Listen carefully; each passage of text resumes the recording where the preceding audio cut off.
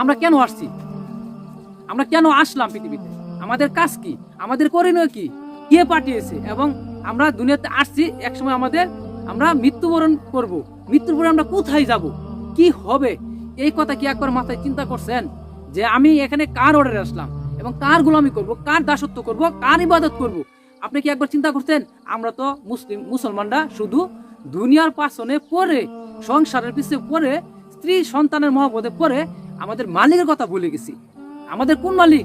আল্লাহ তাআলা রাব্বুল আলামিন, যিনি সৃষ্টি করেছেন। মালিকের কাছেই তোমাকে যেতে হবে, কিন্তু কোনো ছাড় নেই, মৃত্যু থেকে কোনো বাঁচার উপায় নেই। কুল্লু নাফসিন যায়কাতুল মাউত, মৃত্যু থেকে কেউ পালায়ন করতে পারবে না। আল্লাহ তাআলা রাব্বুল আলামিন বলেছেন, যদি মৃত্যু থেকে আপনি যদি নাই বাঁচতে পারেন, তাহলে কেন আল্লাহর ইবাদত করছেন না, কেন দাসত্ব করছেন না? আসসালামু আলাইকুম আমার প্রাণপ্রিয় মুসলিম ভাই বোনেরা। তো আপনাদের উদ্দেশ্য করে কোরআন এবং হাদিস থেকে ছোট ছোট কিছু আমলের কথা আমি বলে থাকি। আমি কিন্তু বড় মাপের একজন আলেমও নই, বড় মাপের একজন হুজুরও নই, আমি কিন্তু সাধারণ একজন মানুষ।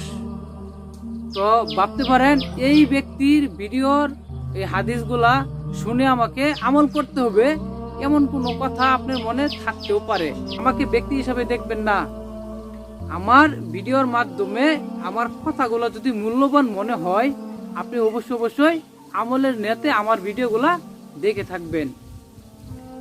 তো আমার ভিতরে কি আছে না আছে আল্লাহ রাব্বুল আলামিন জানে, আর আমি শুধু জানি।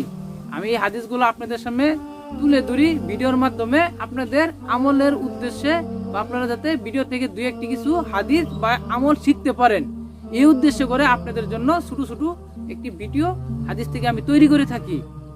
তো যদি আপনি এই আমল থেকে কিছু আমল করে যদি আল্লাহকে রাজি, অবশ্যই আল্লাহ তাআলার কাছে এই শক্তি পাওয়ার আছে বান্দাকে মাফ করে দেওয়ার, এটা বিশ্বাস রাখতে হবে আপনাকে। আপনার মালিক যদি আপনার প্রতি খুশি হয়ে যায়, আপনি যা চাবেন আপনার মালিক আপনাকে তাই দিবে, সে কথাটা কিন্তু আপনার মনে রাখতে হবে। তো এই পৃথিবীতে কেন আল্লাহর গোলামি করছেন না? কার পাশে ছুটছেন? কার পাশে পড়ছেন? কেন পড়ছেন? কি হচ্ছে আপনার? যে কাজের পাশে পড়ছেন ওই কাজে কি আপনাকে সফলতা দিতে পারবে?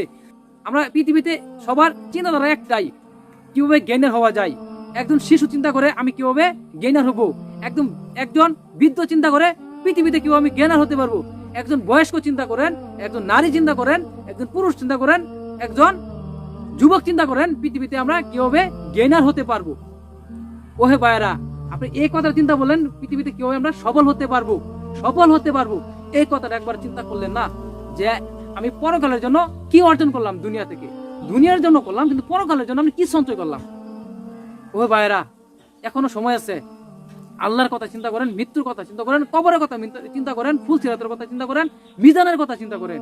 অবশ্যই আল্লাহর সামনে আমাদের জবাব দিতে হবে। অবশ্যই দুনিয়াও করবেন এবং পরকালের জন্য আল্লাহ সন্তুষ্টির জন্য ইবাদতও করবেন।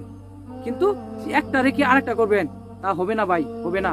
তো অবশ্যই আপনারা চেষ্টা করবেন এই ছোট ছোট হাদিসগুলা থেকে কিছু কিছু আমল করার নিয়তে হাদিসগুলা শুনে থাকবেন, আল্লাহ সন্তুষ্টির জন্য পালন করে থাকবেন।